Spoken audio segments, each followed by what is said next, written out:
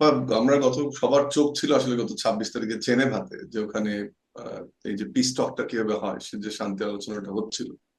এবং সেখানে কিন্তু ইরান বারবারই বলেছে যে তারা তাদের যে নিউক্লিয়ার কালেকশন, এটা 800-র নিচে রাখবে তারা, এবং একই সাথে এই নিউক্লিয়ার যে তাদের এবিলিটি শুধুমাত্র এনার্জি সহ পিসফুল যেসব জায়গায় জাতীয় কল্যাণে, রাষ্ট্রীয় কল্যাণে ব্যবহার করা সম্ভব সেটাই করবে। এটা এই কারণে শুরুতে বললাম, তার মানে যে আক্রমণটা করা হলো যখন একটা আলোচনা চলছে, সেটা কিন্তু আন্তর্জাতিক কোনো আইনের মধ্যেও পড়ে না, এবং কোনো কিছুকে তোয়াক্কা না করা, কোনো নিয়ম নীতিকে তোয়াক্কা না করা।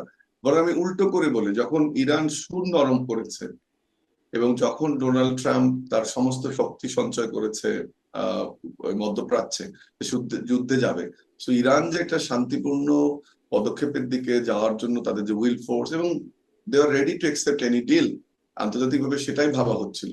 কিন্তু এই মধ্যপ্রাচ্যে ইসরায়েল এবং যুক্তরাষ্ট্রের যে দীর্ঘমেয়াদী আহ যে কুক্ষিগত করা রাষ্ট্রীয় ব্যবস্থা থেকে শুরু করে, বা আমরা যেটাকে বলি যে ছায়া ব্যবস্থা, সেটাকে কুক্ষিগত করা, সেটার কাছে আমরা দেখলাম যে ইরানের উইল ফোর্সটা পরাজিত হলো, এবং যে শক্তিটি সারা পৃথিবীতে কোনো নিয়ম নীতি তোয়াক্কা না করে আক্রমণ করে যাচ্ছে, আগ্রাসন চালিয়ে যাচ্ছে, তারই একটি বিজয় হলো। এবং এটি কোনো বিচ্ছিন্ন ঘটনা নয়। এবং আপনি যেটা বললেন যে অবশ্যই ঠিক খুব ভেনেজুয়েলার ঘটনার পরে আসলে খুব স্পেসিফিক বলা খুব দুষ্কর যে আজকেই পতন হবে কিনা, বাট এটা বোধহয় বলা সমীচীন যে একটা দীর্ঘমেয়াদী যুদ্ধের সূচনা হলো। এবং আরেকটা জিনিস খেয়াল করেন যে আজকে ইরানে, এটা একটা ডিফারেন্ট পার্সপেক্টিভ বাট আলোচনার অবকাশ রাখে, যে আজকে মধ্যপ্রাচ্যের যেসব জায়গায় আমেরিকার ঘাঁটি গেড়েছিল বা তাদের বিভিন্ন সামরিক স্থাপনা রয়েছে, সেসব দেশ কিন্তু মুসলিম দেশ। এবং যেটা হয়েছে যে সৌদি আরব এবং ইরান এই দুই ব্লকে যে বিভক্তি মধ্যপ্রাচ্যে, আজকে তার সবচেয়ে বড় মূল্য কিন্তু দিতে হচ্ছে এই যে মুসলিম রাষ্ট্রগুলোতে। এবং in terms of the outbreak, একসঙ্গে এত দেশে হওয়া কিন্তু এটা গালফ ওয়ারের পরে এত বড় ঘটনা, মধ্যপ্রাচ্যের ইতিহাসেও সবচেয়ে বড় ঘটনা যে অনেকগুলো দেশ একসাথে প্রকম্পিত হচ্ছে। এখানে যেমন আমি একদিকে একেবারে নিয়মহীনতার বিষয়টা দেখি ইসরায়েল এবং এই যে যুক্তরাষ্ট্র সামরিক জোটের, একই সাথে আমি মুসলিম বিশ্বের দেশগুলো মধ্যপ্রাচ্যে যারা আছে। শুধুমাত্র সিটি ব্যাংকে অ্যাকাউন্ট থাকলেই করতে পারবেন গুগল পে, তাই অ্যাকাউন্ট খুলুন আজই।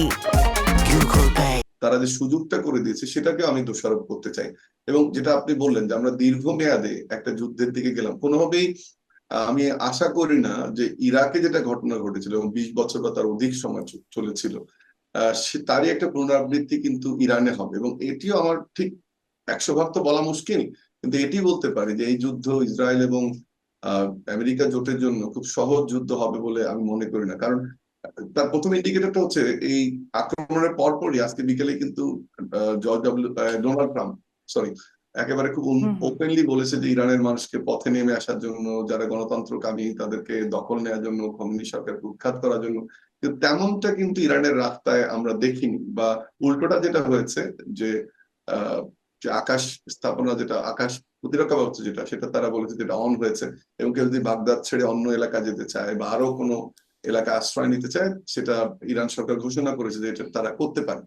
তার মানে হচ্ছে যে আসলে মানুষকে যে আবেদনটা জানালো এখন পর্যন্ত, এটা আসলে কোনোভাবেই কাজ হয়নি। বরং উল্টো যেটা হবে, আপনি জানেন যে হরমুজ প্রণালী, যেটা ইরান এবং ওমানের মধ্যে একটা 34 মাইলের মতো এরিয়া, বা আরগুয়াবলি 65 মাইল পর্যন্ত এক্সট্রেস করে, এখানে ডেফিনেটলি এখন অয়েল প্রাইসটা বেড়ে যাবে। এটা $90 থেকে বলা হচ্ছে, $90 থেকে 100 বা 110, 15তে উঠে যাবে। তিনটা কারণ বলা হচ্ছে। একটা হচ্ছে যে অনিশ্চয়তা, আপনি জানেন যে এই ধরনের সিচুয়েশনে ট্রেড কমে যাবে। আমি অয়েল ট্রেডের কথা বলছি, প্রায় এটা বোধহয় প্রতিদিন 2 লক্ষ ব্যারেল, 2 কোটি ব্যারেল এলএনজি এবং ক্রুড অয়েল মিলে এই ট্রানজিশনটা হয়, বা এই ট্রানজিট দিয়ে যায় হরমুজ প্রণালী থেকে।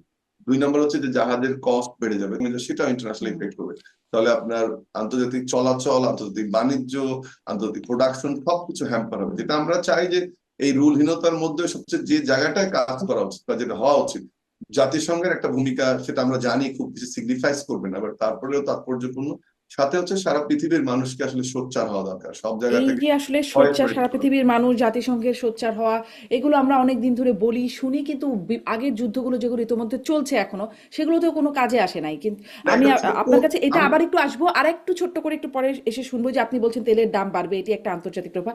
আর একটা হচ্ছে বাংলাদেশের উপরে এটা নিশ্চয়ই প্রভাব হ্যাঁ, ওটাতে সারা আমি বিশ্ব জুড়ে যাচ্ছিলাম পড়ে। যে ওটা একটু ইম্প্যাক্টেড। আসি, আমি আগে ডাক্তার আব্দুল তুষারের কাছ থেকেও একটু এই বিষয়টা শুনি যে আপনার কাছে কি মনে হয় পরিস্থিতি কোন দিকে যাচ্ছে, পরিণতি কোন কি হবে যেটা বলছিলাম যুদ্ধ অনেকগুলোই চলছে, নতুন একটা দীর্ঘমেয়াদী যুদ্ধ কিনা।